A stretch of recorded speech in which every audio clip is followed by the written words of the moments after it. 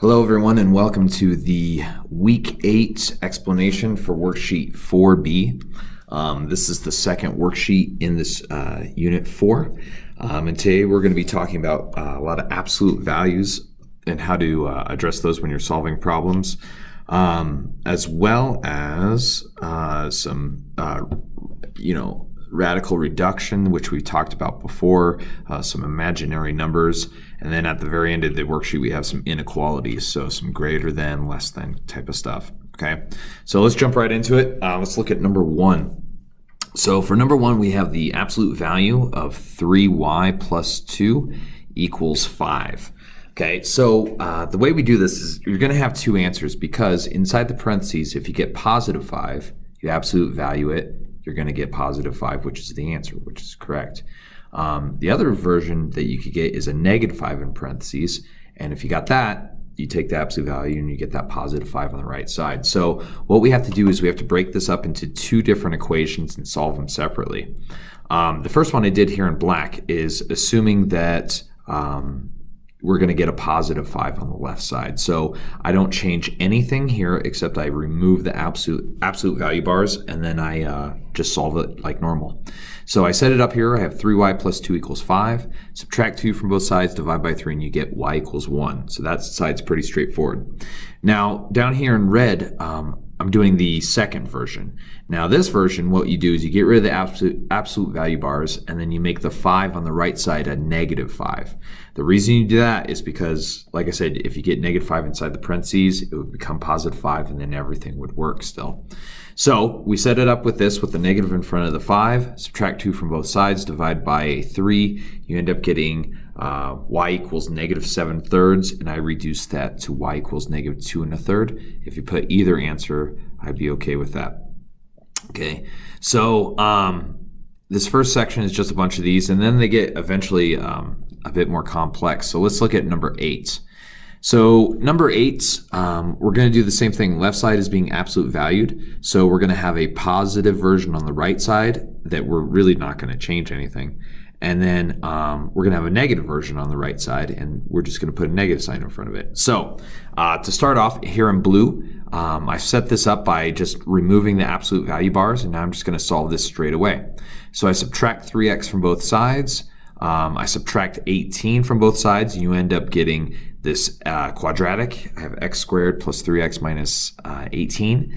I factored this, and this factoring wasn't too hard to do in my head because there's nothing in front of that x squared. So I knew it was going to be x, and then the other set of parentheses was going to have an x. And then plus 6 minus 3, if you multiply those, you get the negative 18, and if you add those up, you get the positive 3 in the middle. So x plus 6 times x minus 3 equals 0. Either one of those can be 0, so I said x could equal negative 6, or it could be positive 3. So we got two answers for that version. Now down here in green, I have the second version. So I'm going to make the right side negative. And what I do is I put the whole thing in parentheses, put a negative out front, because both things have to become negative. A lot of people there get tempted to just call the 3x negative, and they kind of ignore the 18, but you get a wrong answer if you do that. Okay, so I distribute the negative, so 3x becomes negative, and the positive 18 becomes negative 18, and then just solve it like normal. So I add 3x to both sides, I subtract the 18 over, and then you eventually get a quadratic like we did on the last one. Well, if you factor this, you're going to get x plus 6 again, and then this time you're going to get x plus 3. So what makes each of those 0? Well, once again, we're going to get x equals negative 6, which is what we got above in blue, and then we get x equals negative 3. So for this question, we really get 3 answers. I know it appears at the beginning that we get 4, but 2 of those are the same number. They're both negative 6. So our 3 answers for this are positive 3, negative 3, and then the negative 6, and that's it. Okay, let's look at number 10. So number 10, we have absolute value bars on both sides. So there's a couple situations, well, there's 4 situations that we could have here. Let's say for some reason, I just picked the number 5. And looking at the first situation, we could have a positive 5 on the left side in the absolute value bars, and then we could have a positive 5 in the absolute value bars on the right. Those would equal each other. So that is our first situation. So we're going to look at what happens when they're both positive. Second version, the right could be negative, left could be positive. Third version, we have left could be negative, right could be positive, and I did that in blue. And then the bottom version, they both could be negative, and I did that one in green. So I'm going to solve this 4 times, and I know that sounds like a lot, but they're kind of easy.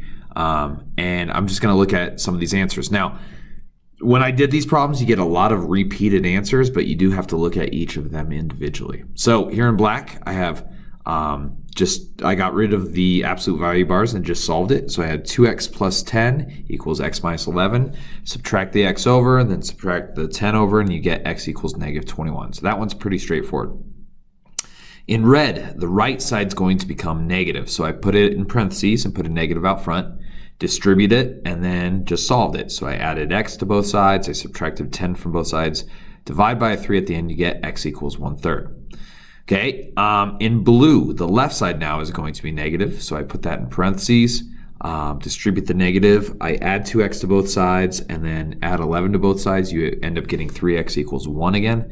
Divide both sides by 3, and you end up getting the x equals 1/3 again. And then down at the bottom, we have the green version where everything is negative, so we make the left side negative and the right side negative, distribute those negatives, add 2x, subtract 11, you end up with x equals negative 21 again. So even though I did this 4 different ways, we only ended up with 2 unique answers. So that's what we say, is we just get x equals negative 21 or x equals 1/3, and that's it. Okay, let's look at number 15. So number 12 through 14 are just factoring. 15 through 17 are reducing some radicals. And then below that, we have some inequalities. So let's look at 15 real quick. This is a bit of a review from what we were doing in Unit 3. So they give us the square root of negative 24. Well, if I look for a perfect square within there, there's a 4. So I'm going to have the root 4 times the root 6, and then we have to deal with that negative. So we just call it negative 1. So we put negative 1 back there. So root 4 turns into a 2. Root 6 doesn't reduce to anything better, so we just leave it like that. And then the square root of negative 1 is I, so we call this 2 root 6 times I, and that's our answer. Okay, let's look at number 22 in the inequality section. So this is a inequality. There's 3 parts to it, so we're going to solve all of them at the same time. So in the middle, that's where my x is. I need to get that x all alone in the middle. So what I do is I'm going to get rid of the 1 out front, and then I'm going to get rid of the negative 2 that we're dividing by. So first thing I did is I subtracted 1 from everything. So I get a 2 out front and a negative 4 out back. I'm dividing by a negative 2, so I'm going to multiply everything by a negative 2. So I multiply the left, the middle, and the right all by negative 2. And the important thing you have to remember there is anytime you multiply or divide by a negative, you have to flip the sign. So that's why I wrote it in red, just to stress it, that needs to be flipped. Flip all those and you get a final answer of negative 4 is less than x, which is less than 8. So our answers are going to be, I think in between the negative 4 and 8. That's it. Okay, last one we're going to look at today, and this is one of the more complex ones down at the end, is number 30. So 30, we have absolute value bars and an inequality. So we're going to reduce this a little bit, and then we're going to split it into 2 versions like we were doing up top. So what I have to do on the left side is I have to get the absolute value all by itself. So I have to get rid of the 7 and the 2 before I start anything. So I subtract 7 from both sides. You get a 14 on the right. Then I divide both sides by a 2. You end up with this absolute value of 5x, or I'm sorry, absolute value of 5 minus 3x. And then all of that's less than 7. So this is what I'm going to split up into 2 versions. Like we did up top. So the first version is just exactly the same with no absolute value bars. I subtract the 5 over and divide by negative 3, and you end up with x is greater than negative 2/3, and I did have to flip that sign because I divided by a negative 3, but x is greater than negative 2/3 for that one. And then on the green part down here, all I did is took 7 and made it negative, and when you make that side negative, you also have to flip the sign. Okay, and that's in the second version, that sign always has to be flipped, and you're going to see that throughout the problems I did on the answer key. So subtract 5 from both sides, divide by negative 3, flip the sign because you divided by a negative. You end up with x is less than 4. And that's my final answer. So that is it for this worksheet. Rather straightforward, I think. Nothing too complex.